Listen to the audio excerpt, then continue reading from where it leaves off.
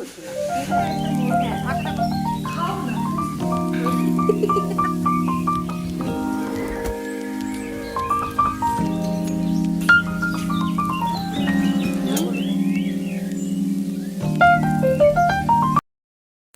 নমস্কার বন্ধুরা, পাহাড়ের এক কাপ গরম গরম চা দিয়ে আজকে সকালটা শুরু করছি। আজকে শেষ দিন, এবার ফেরার সময় সবাই তাই ছুটে দৌড়ে লাগেজ প্যাক করছি। আজকে আমরা এখান থেকে 9টায় বেরোবো, সাইট সিন একটু করে ট্রেন। তো চলো আপাতত চাটা খাই, চাটা খেতে খেতে বাকি লাগেজগুলো একটু গুছিয়ে নিয়ে বেরিয়ে পড়ব। সবাই একদম রেডি, এবার জাস্ট বেরোচ্ছি, এক এক করে ব্যাগগুলো তুলবো আর হোটেল রুমে। ঠিক আছে চলো বেরোই, এবার ব্রেকফাস্ট করবো। আমরা সব লাগেজ বার করে নিয়ে ডাইনিং হলে চলে এসেছি। এখান থেকে ব্রেকফাস্ট করে আমাদের গাড়ি বলাই আছে, তাই তার জন্য অপেক্ষা করছি আমরা। আর ওদের মন খারাপ, চলে যাব, তাই সেফ দাদা মন ভালো করতে আমাদের গরম গরম আলুর পরোটা, এখানকার স্পেশাল আচার আর দই সঙ্গে স্যালাড দিয়ে দিয়েছে, সেটা আমরা খাবো। খাও না, কেমন খাবার? খা না, খা, খাবি না কেন? খাবার জন্যই তো দিয়েছে, বল। পায়েল ভাল লাগছে তো? আচ্ছা খা, খেয়ে রিভিউ দিয়ে যা, তবে তো লোকে আসবে এখানে, তাই না বল? এই আমাদের গাড়ি, এটা আমাদের সাইট সিনও করাবে, প্লাস এই গাড়ি আমাদের শেয়ার গাড়িতে ছেড়ে দেবে। স্টার্ট করলাম আমরা, তাই তো? আবার একদম চলো, আসছে বছর আবার হবে। কিন্তু এখনো বাকি আছে আমাদের ফার্স্ট ভিউ পয়েন্ট দেখিয়ে দিলাম, আর বলার অপেক্ষা রাখে না।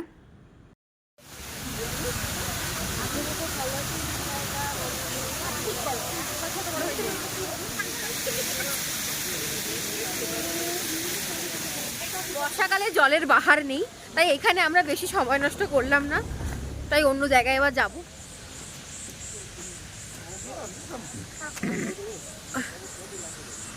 আমাকে যেন কিছু বলতে না হয়, সেই জন্য সব রেকর্ড করে নিচ্ছি। এদের নামগুলো না খুব কঠিন কঠিন উচ্চারণ করতে পারি না।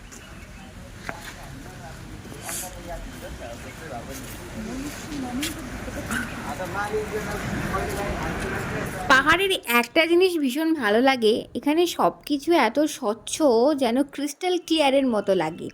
যেদিকেই তাকাই সেদিকেই পাহাড়, আর ঠান্ডা ঠান্ডা একটা অনুভূতি, যদিও এখানে ঠান্ডাটা অনেকটা বেশি, আর দারুণ একটা ভিউ। সব কিছু কেমন সুন্দর সাজানো গোছানো, নোংরা নেই, পত্র নেই, যেখানে সেখানে চিপসের প্যাকেট পড়ে নেই। তো দারুণ লাগে, এমনিই ভালো লাগে, কিছু না থাকলেও যেন খুব সুন্দর লাগে।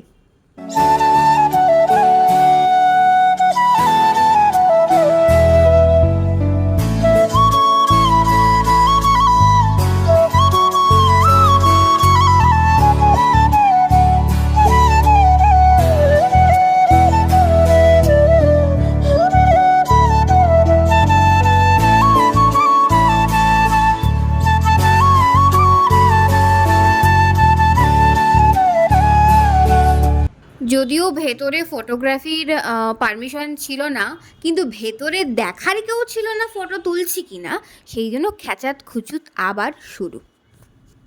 এখানে শপিংয়ের মতো সত্যি কথা বলতে আমাদের একটুও সময়ও ছিল না, আর হয়ও নি, কারণ প্রচুর প্রাইসি এখানকার জিনিসপত্র, সেই জন্য কেনাকাটা সেরকম হয়নি। যাতায়াতেই এত খরচা চলে গেছে, আসলে কারোর জন্যই মার্কেটিং কিছু করা হয়নি। এখানে একটা ছোট মার্কেট দেখে আমরা সবাই হামলে পড়েছি। এই দুটো নিচ্ছি, দেখা যাক আর কি কিনি। এই জায়গাটা হচ্ছে গণেশ টক, এখান থেকে পুরো গ্যাংটক শহরের ভিউটা দেখা যায়। তো আজকে কোনো কারণে প্রচণ্ড কুয়াশা হওয়ার জন্য আমরা সেটা পুরোটা পাইনি। চলো ওপরে যাই, ওপরে গিয়ে দেখি। এখানে ছোট ছোট শপিং এরিয়াগুলো আছে, বাট এখানে আরও বেশি দাম। তবে বাড়ির জন্য নিদর্শন হিসেবে তো কিছু নিতেই হবে, সেই জন্য টুকটুক কিছু জিনিসপত্র কিনেছি, যেগুলো সাধ্যের মধ্যে আছে। তো সেই রকমই কিছু জিনিসপত্র কিনেছি।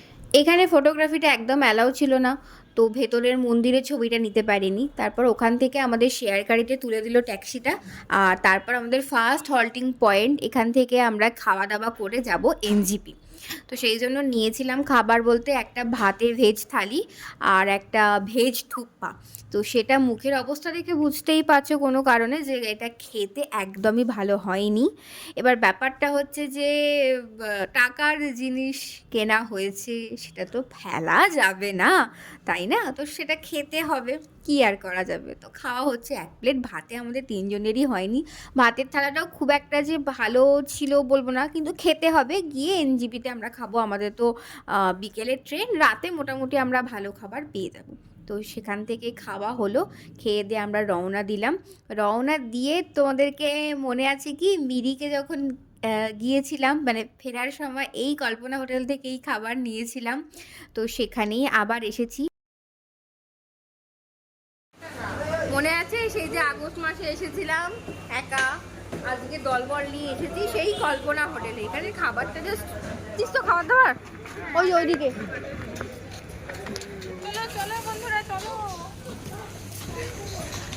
তুই চা খাবি তো না? ব্যাগ আমরা দেখতে পেলাম। ট্রেনের অদ্ভুত চা খাওয়ার আগে সন্ধেবেলা আমরা একটা ভালো চায়ের সন্ধান পেয়েছি। তো সেই সন্ধানে দুজন খাবে লিকার চা আর আমি খাবো একটু গরম গরম দুধ চা। রাস্তায় টাকা দিয়ে লিকার চাটা আমি খেতে পারবো না, তাই দুধ চাই খাবো। এখান থেকে চা খেয়ে আমরা বেরিয়ে পড়েছি। এই জলপাইগুড়ির সামনেই ছিলাম, আমাদের ট্রেনও দিয়ে দিয়েছে 3 নম্বর প্ল্যাটফর্মে। এবার চলো যাওয়ার পালা, টাটা করার পালা। জার্নি শেষ আমাদের, চলে এসেছি জলপাইগুড়ি। ব্যাস 3 নম্বরে ট্রেন দিয়েছে, জার্নি শেষ। ছুটছি, হ্যাঁ এখন ছুটছি। ট্রেন এসে গেছে আমাদের, যথাসময়ে ট্রেনটা এসেছে। এই ট্রেনটা পাবো কি পাবো না বলে বেশ অনেক সন্দেহ নিয়ে এসেছিলাম, যাই হোক পেয়ে গেছি, এখন ভালো লাগছে। চলে এসেছে আমাদের ট্রেন, উত্তরবঙ্গ। আজকে 5:45-এ উঠছি, কালকে নামবো 5:15, যদি ঠিকঠাক যায় তাহলে। যে দোকানে চা খেয়েছিলাম, চাটি আমার বেশ মনে লেগেছে, সেই জন্য আমি ফ্লাস্কে করে চা নিয়ে এসেছিলাম। তো সবাইকে বলছিলাম তোরাও একটু করে চা খা। ওরা প্রথমে না করলেও পরে আর নিজেদেরকে ঠিক রাখতে পারেনি চায়ের সুগন্ধে, কারণ ট্রেনে যা চা আসে সেটা তো কোনো মতেই খাওয়া যায় না, না? তো সেই জন্য সবাই আমরা একটু করে চা মানে নিলাম। একটুই দিবি, 2 চুমুক।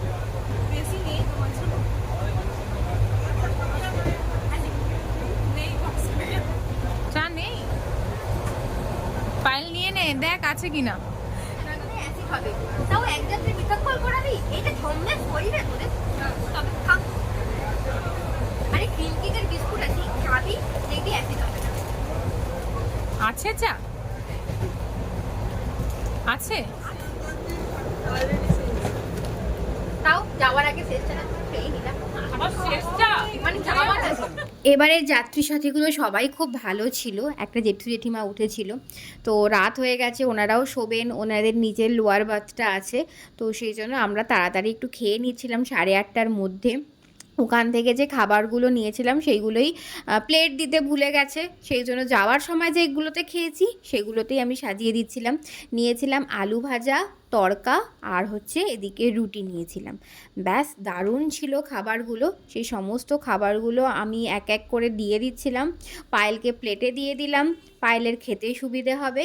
এইসব খাবার পর যেহেতু আলু ভাজা আছে, আর বাঙালির মন আলু ভাজা পেলে মুড়ি তো একটু চাইবেই, তাই না?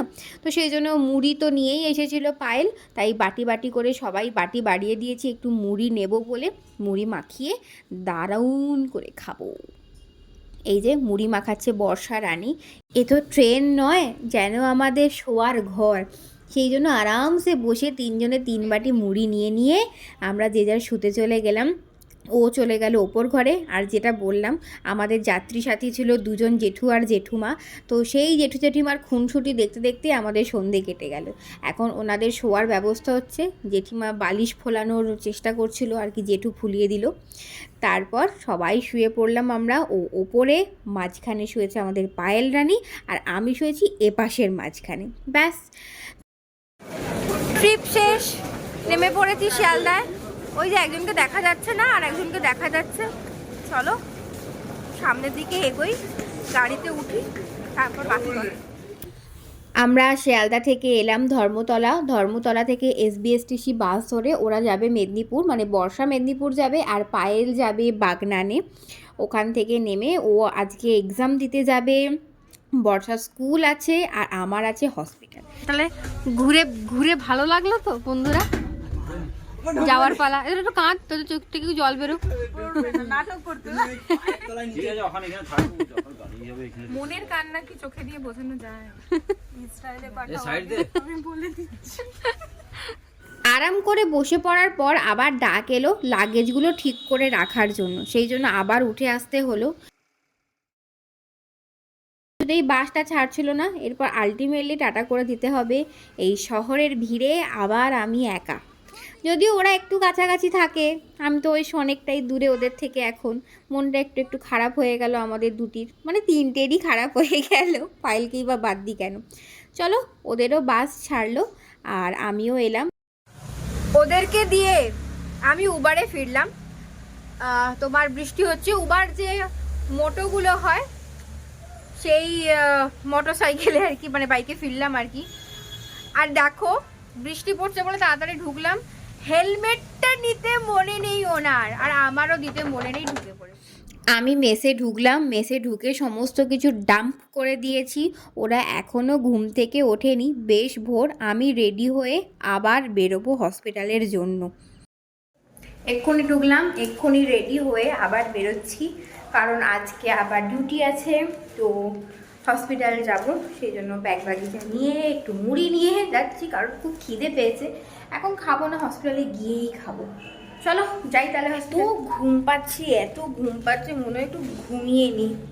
কিন্তু যেতে হবে, যদিও আজকে তাড়াতাড়ি যাচ্ছি, মানে তাড়াতাড়ি ফিরবো। আজকে 8:30 থেকে ডিউটি, 4:30 শেষ হবে, মোটামুটি 5:30টার মধ্যে ফিরে আসবো বাড়ি, মানে মেসে আর কি।